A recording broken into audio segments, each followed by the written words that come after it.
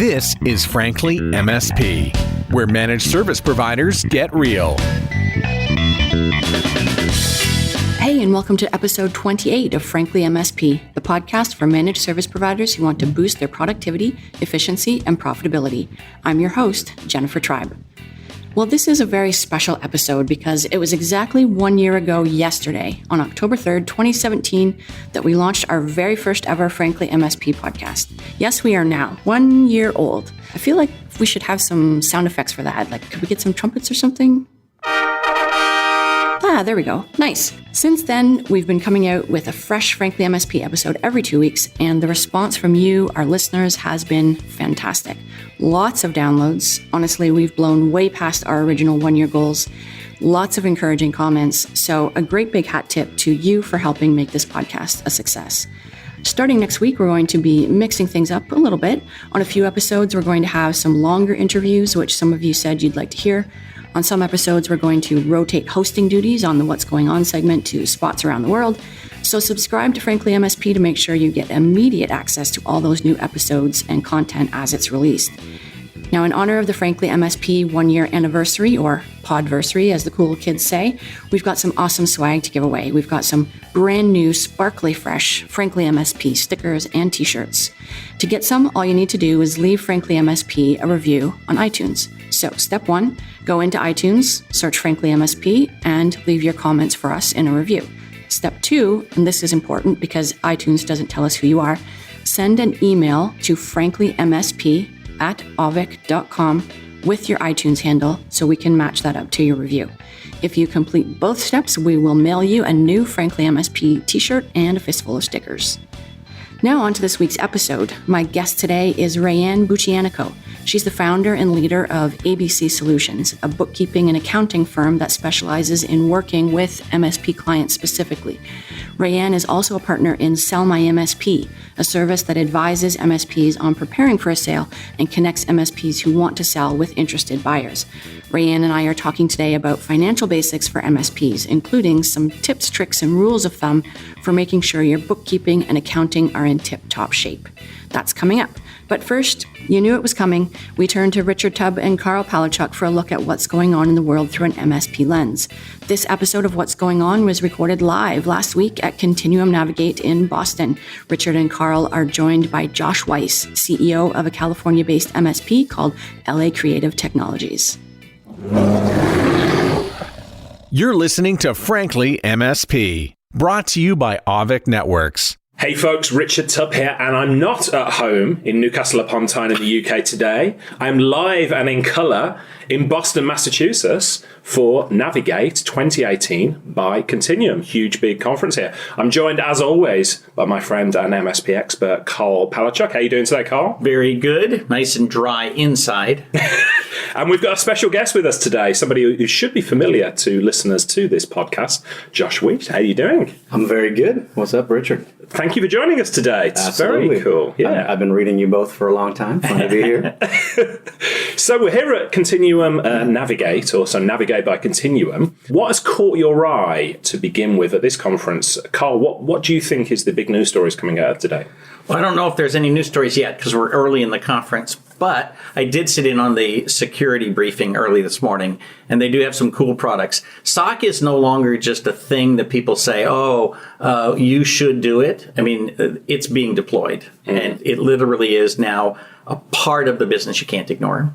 What about you, Josh? What's caught your eye? Pretty much the same thing so far. Continuum is going all in on the security thing, and whether it's them or whether it's SolarWinds, who's trying to do it a little differently, they're trying to offer tools to help medium-sized MSPs become MSSPs and offer that service to smaller MSPs. So the big vendors are doing it in different ways, but everyone knows that they have to do it. And what's interesting is clients don't get MSSP any more than they get MSP, right?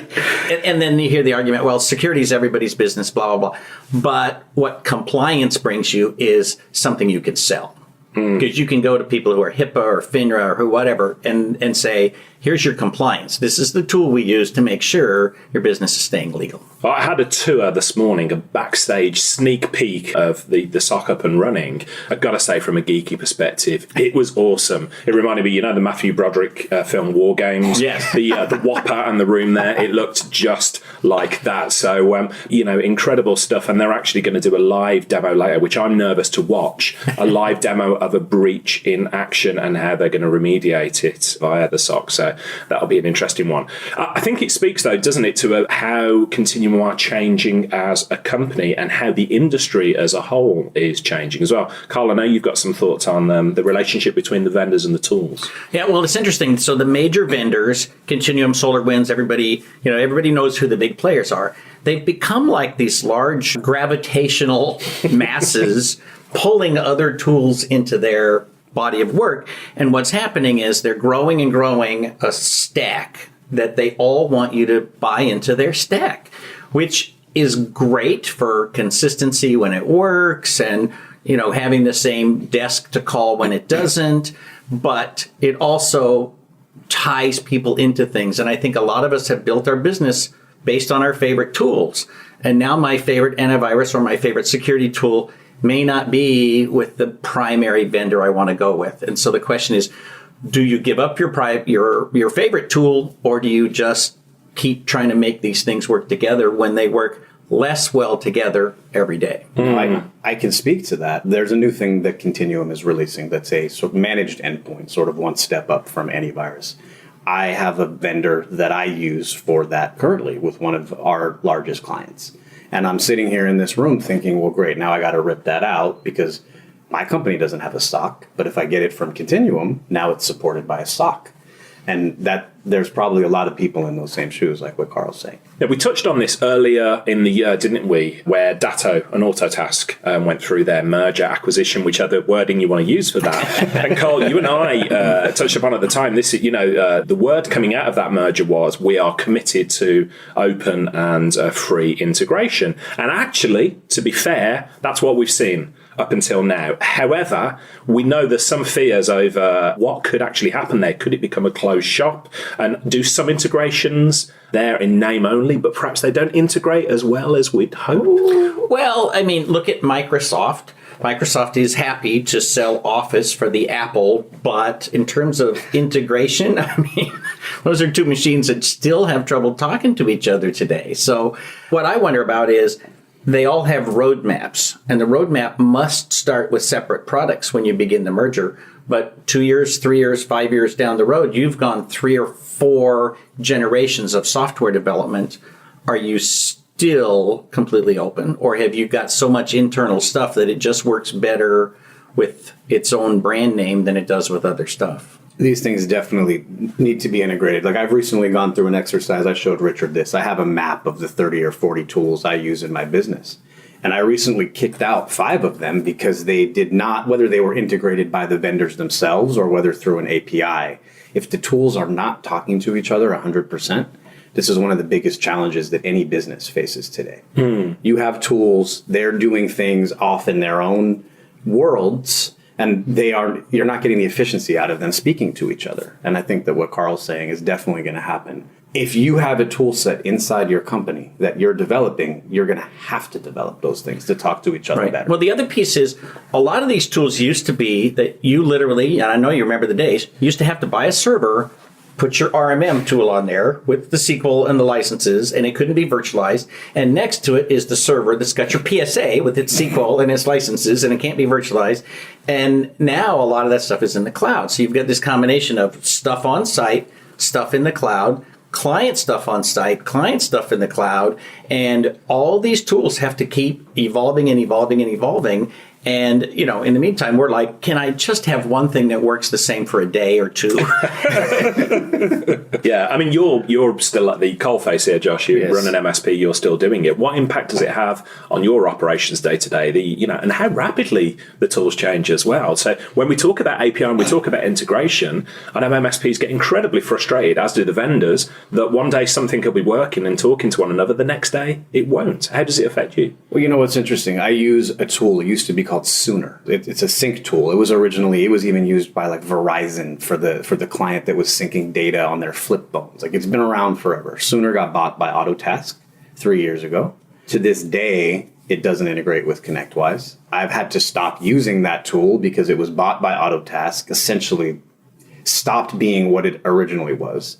And I just was looking yesterday in the tool, and it still only integrates with Autotask for years, right? So on the one hand, there's these huge frustrations. A big vendor supported by venture capital buys a tool, maybe like a niche tool that we used and loved. And then it ceases development outside of their ecosystem, like we're talking about. On the flip side, I am a huge user of Continuum.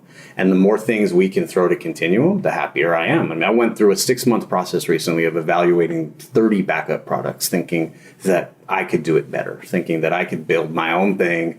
It's going to work better. And I actually went back and said, you know what? This thing costs a little more. But the fact that it's in the same portal, supported by the same teams, in the same ticketing system, and it's all already integrated is huge for us as a small MSP.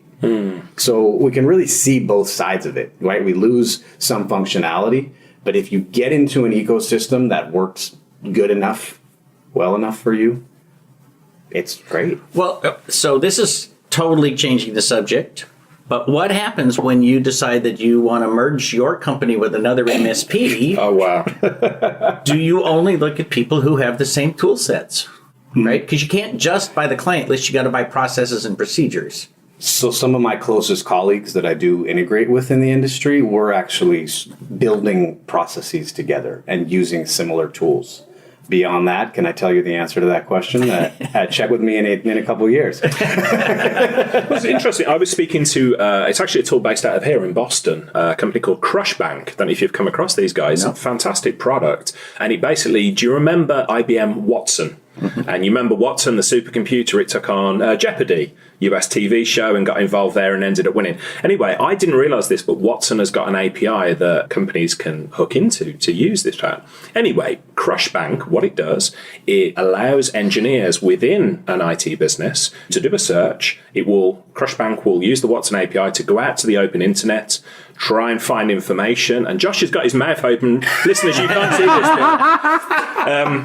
So it goes out to the internet. But what it also does is go through the internal help desk tickets and pull information from there. So this is the equivalent of asking, your colleague, what do we do about this client? And is there any special peculiarities or quirks of that client?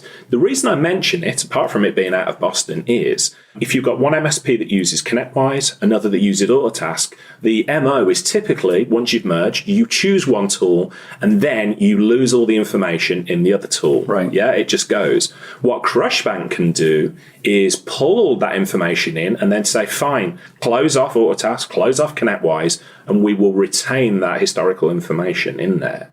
So great tool, and it brings up a thought to me. Is there a space in the market now for tools that we used to call them middleware that sort of sit there and enable you to pull the information out of these disparate systems? With all these mergers, acquisitions, changes going on, is there a space in the market for these type of tools that can just pull all this information into a place as a reservoir that can just be used by any application? There is, but what's interesting is I think about how much of that data falls under privacy laws and all this other stuff, as well as if I've got non-disclosures from this company and Josh has got non-disclosures from that company and we merge and we muck up our tools, am I legally in a quagmire here? I actually I forgot the name, but just this week I ran into another tool. It's called Migrate Help Desk or something very descriptive like that, which has drop-down menus, migrate me from Zendesk to Connectwise.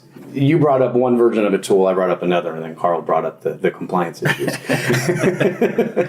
But I think about what Karl's saying, they're out there. And there's always going to be whether it's middleware, it's kind of become peripheralware, right? If there's this gravitational center of the universe, that all these other little companies spinning on the outside, trying to make money off the big company, if they're lucky, they get bought. Right? And if not, then they stay on the outside of the ecosystem. They're kind of lucky they get bought and shut down.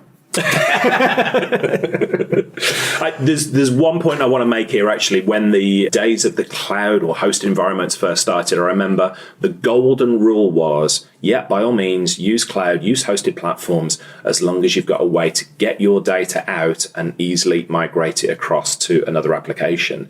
Actually, with the explosion of sort of cloud applications now, I think the majority of us forget about that, don't we? Because we become so reliant on the tools within our system that we don't think, what would happen if the rug got pulled from under us? What would happen if this company got acquired and shut down? So perhaps we need to go back to square one and start looking at so my entire cloud, formula that I have pushed for many years involves backing up your data back down to a local device. The data lives in the cloud, but if I decide to switch from one cloud to another, from one PSA system to another, I've got a copy of the raw data on a machine in my office or my client's office so that I can make those changes if I choose to. And it's in some ways, it's almost like the basics of backup. At some point, you have to be able to put your hands on it, right? So the challenge with what you're saying is this, like for our clients, anyone who's like, let's say they live all in Dropbox, we're going to give them a NAS, that Dropbox is going to back up. It's always going to be on site. And I've been doing that. Maybe I even learned it from Karl, who knows, but I've been doing that forever.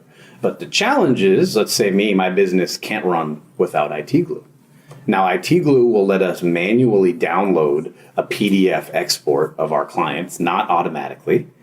But can you back up the database? No. Can you replicate that server? No. There's more and more tools where we can back up our files, but some of this stuff, you just can't back it up at all.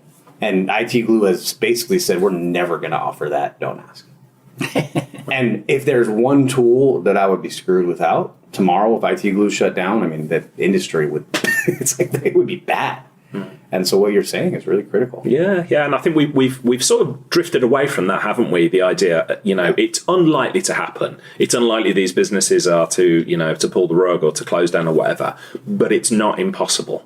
And certainly we've seen when the Autotask and Datto merger went through, some nervous people there. Other people are excited by the possibilities of what can happen. But fundamentally, some people are nervous and saying, I've built my business on the back of this. Right. What's going to happen? Karl, you and I remember the days of Microsoft's small business server and building a business off the back of that. And then Microsoft did the unthinkable and pulled that product out there.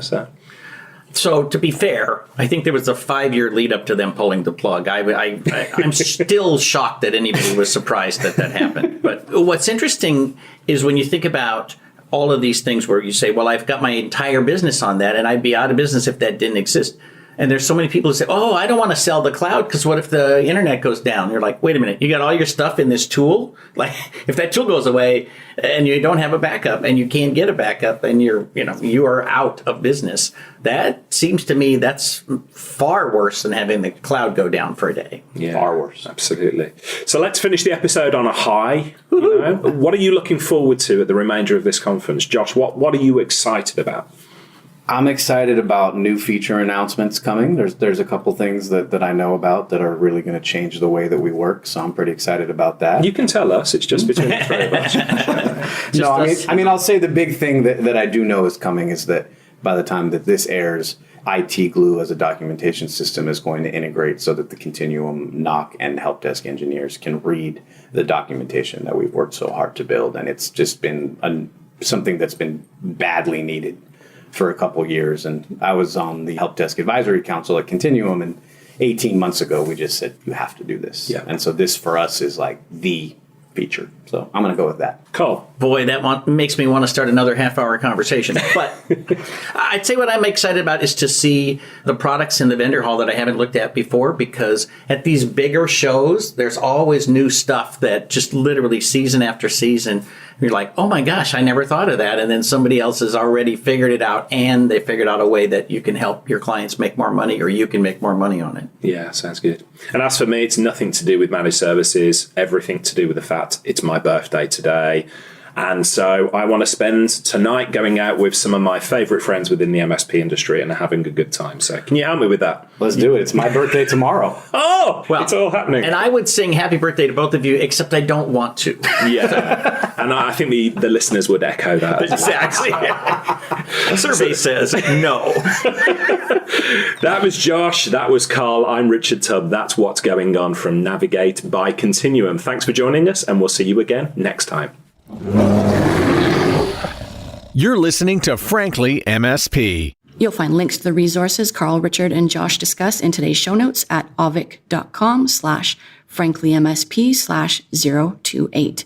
Now we come to my interview with Rayanne Buchianico, owner and operator of ABC Solutions in Florida. We discuss the number one small business killer and how to make sure it doesn't get you, when it's time to insource or outsource your bookkeeping, and some nifty niche tools that integrate into your MSP tech stack to help automate your accounts receivable and payable. Hi, Rayanne. Welcome to Franly MSP. Hi, Jennifer. Thanks for having me here today. So today we're going to be talking about keeping your financial house in order as an MSP. And I feel like finances are one of those things that can quickly overwhelm a small business owner, just sort of keeping up with it all, right? So you're focused on selling and delivering your IT services, and then, oh yeah, invoicing, collecting receivables, payroll, taxes, all this stuff. So what are the most common mistakes that you see MSPs making around finances? All of that is so true, especially for the smaller companies. They really do struggle sometimes. But one of the struggles that many MSPs have is understanding their profits at the service level. So you think, if I pay $5 for a product, for instance, and I sell it for $12, I'm making a pretty decent profit. That's almost 60% profit, which is great, just as long as there's no other cost associated with that sale. No time, no service, no additional subscription. In the MSP world, everything comes with a subscription and additional costs. So take a fully managed customer, for instance, and think about the different types of services you might offer them: email hosting, spam filtering, antivirus, patch management, so on and so forth. When these items are bundled together, it's not as easy as marking up one product to see the profit on that customer and the overall contract. So at the end of the contract period, when it's time to renew, how do you know if your contract is priced appropriately? There are multiple ways that people price their contracts, right? So there's the per device pricing, there's the per user, there's the time-based, and the ever-present wild guess.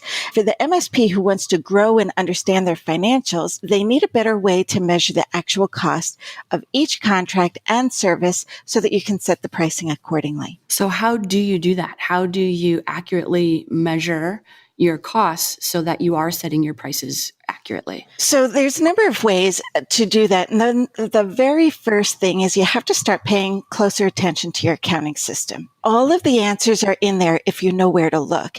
And many times I might meet with an MSP and take a look at their accounting system, and they have like 2 numbers for sales and 1 number for COGS. And that's not telling them anything. What you really want to do is start to break out the different types of income and match up the COGS to that income so that you can really get a feel for which services are making you money and which services you're not getting the desired profit, so that you can adjust your prices accordingly. There's one other area, is making sure that you're looking at your vendor bills and matching them up to the contracts so that when the vendor pricing changes, your contract price will have to change at the end of that period. Let's dig in a little more into the chart of accounts and how you might set up your accounting system to keep track of those things that you just talked about. The first thing that you want to do is begin by making a list of the major services you provide, and I like to call them buckets. They might include recurring services, non-recurring services, which is where your break fix and time and materials and projects are going to land in, and then your product sales, plus your VoIP sales, hosted offerings, and even colocation solutions. So determine which main buckets you want information on. And each MSP is going to have a different list. Some peer organizations require everyone to use the same chart of accounts. And sometimes I think that's a little short-sighted and too limiting, because this needs to make sense to the business owner, not your accountant, not a group of people who have businesses that look nothing like yours. Now, if you're in a peer group and can fit into that chart of accounts comfortably, you're going to get a lot out of it. I certainly don't want to knock peer groups. I think they are great and do wonderful things to help MSPs build a better business. Once you have those revenue buckets built, then you can start to place smaller groups in them. For instance, your non-recurring revenue bucket might have sub-accounts, like I said, for projects and time and materials and commissions. And your product sales might have sub-accounts for hardware, software, licensing, and warranties. Careful, though, that licensing might also fit into the account for Office 365, which might land in your recurring revenue bucket. So you have to stop and think really carefully about what you're doing and how you want to view that information. Because when it gets into that revenue bucket, it needs to get into that same corresponding COGS bucket. And that's how you're going to get your service level metrics, and it will be right in front of you every month so that you can't miss it. And COGS, just to clarify, that's cost of goods and services, right? Cost of goods sold and services. Yes, the cost of goods sold or the cost of services. And yes, anything that is directly related to making money that you want to put into that COGS section. So, if you buy a piece of hardware, that's a cost of goods sold. But if you buy a remote monitoring software or subscription, and you are offering that remote monitoring as a service for sale, you want to make sure that that RMM cost offsets the RMM income. One thing that many MSPs seem to struggle with, and I think this is common to small businesses, is cash flow challenges. So you can actually be a very successful company, meaning making lots of sales, and still go out of business if you're not managing that cash flow properly. So does the things that you're talking about here help with managing cash flow as well? Oh, absolutely. I think it's a direct tie-in because having a clean set of books is critical to managing your cash flow.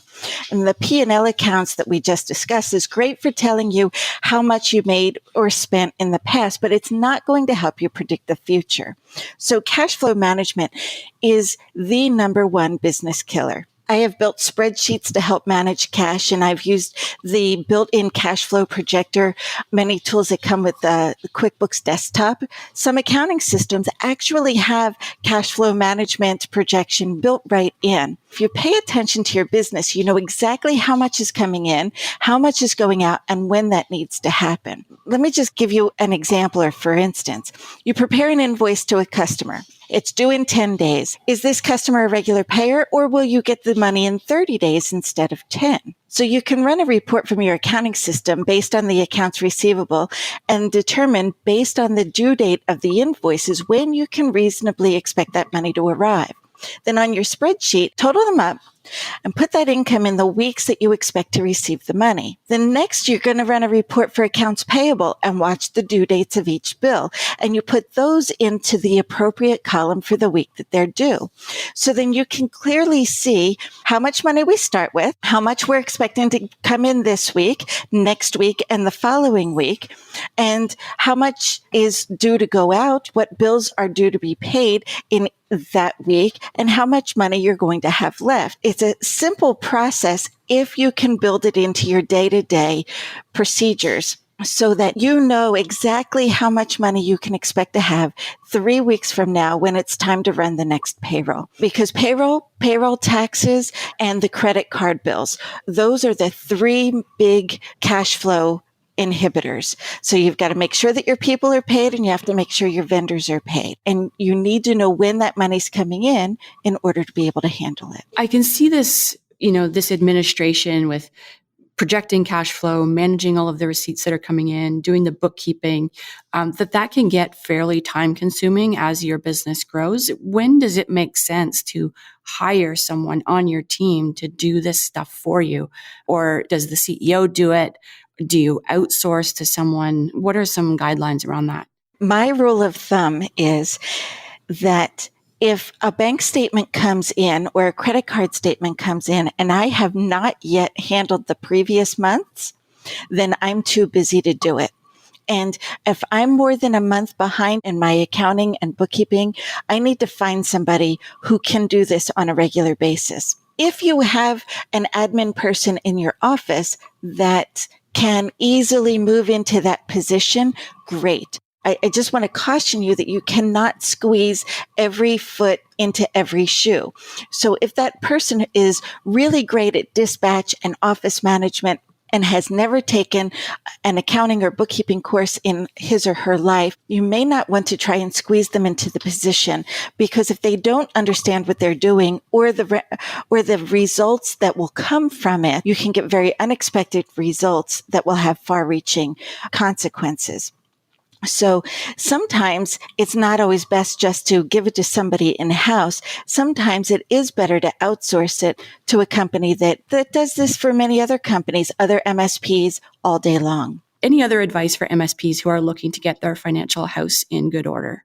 Number one, you want to make sure that you're using an accounting system that works for you. QuickBooks is one of the biggest sellers out there, but it's not for everybody. So don't feel compelled to jump into an accounting system that you're not comfortable with. Also, there are a lot of automation tools, especially with QuickBooks, QuickBooks Online, Xero. There's a lot of ways that you can automate many of these procedures to move the human factor out of the way. I highly encourage using technology. We're all technologically savvy in this channel. Use the technology that's available and automate as much of this process as you can, so that you can spend less time working on the books and more time using the numbers that the books are giving you. What about integrating your accounting and bookkeeping into your MSP tool stack? So, there's quoting tools like Quoteworks, and Connectwise has a quoting module.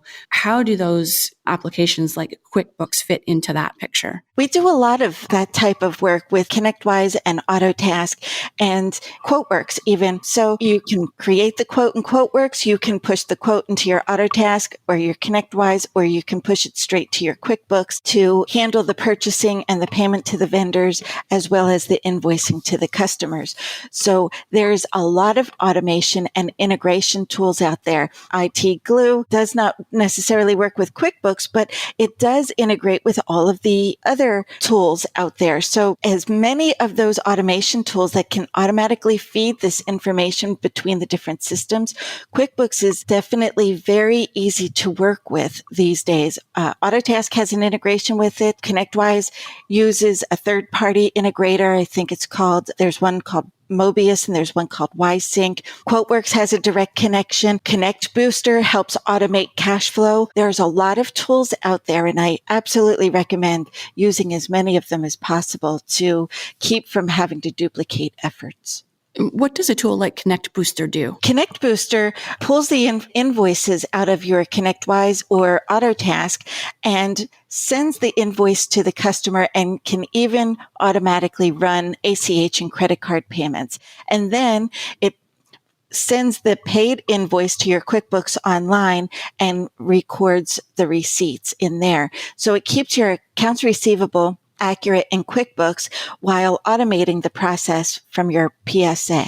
So you would have PSA and then ConnectBooster connected to QuickBooks. Correct. What's the advantage of using a ConnectBooster or something similar in that middle there versus integrating QuickBooks directly into, say, Connectwise? Connectwise is still going to connect directly to your QuickBooks, but ConnectBooster is going to pick up that invoice, send the invoice to the customer, and if you have authorization to be able to run a credit card or ACH automatically, ConnectBooster will make that automatic payment for you, mark the invoice as paid in your QuickBooks, and handle your accounts receivable without any intervention from you or any human. And I just want to say that ConnectBooster is not the only game in town for this, because there's another system out there. It's called Bill.com. So you create your invoice in Autotask, Connectwise, PSA, whichever, and you push it over into your QuickBooks Online. Then you can have Bill.com connected to your QuickBooks. Bill.com doesn't connect directly to the PSA, but it connects to QuickBooks. And then it can also have its own portal, send out the invoices to the customer, and automatically run ACH or credit card payments. So there are other options to just using one vendor. So please look at all of the options available, because there are many of them. That's really interesting. Parting piece of advice for MSPs about finances. My parting piece of advice is stop every month at the end of every month, look at your financial reports. And if you're just glancing over at the total revenue and then the net profit and putting it aside, you're not spending enough time on your business, because the more you pay attention to your finances, the better you're going to get at it. And it may not be second nature today, but it will become second nature. So take the time, put an hour aside every month, and pay attention to your books. Excellent. Thank you so much, Rayanne. Thank you for having me. I really enjoyed it, Jennifer. That was Rayanne Buchianico of ABC Solutions and Sell My MSP.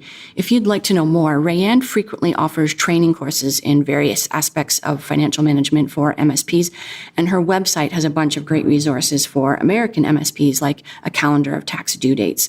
So I'll put the link for those things and other ways to get in touch with Rayanne in today's show notes at avic.com/FranklyMSP/028. And that's a wrap. Remember to leave your Frankly MSP review on iTunes. Then send an email to franklymsp@avic.com with your iTunes handle to snag Frankly MSP t-shirt and stickers. Till next time, this is Jennifer Tribe. Thanks for listening. Frankly MSP, brought to you by Avic Networks, the most efficient and profitable way to manage your clients' networks.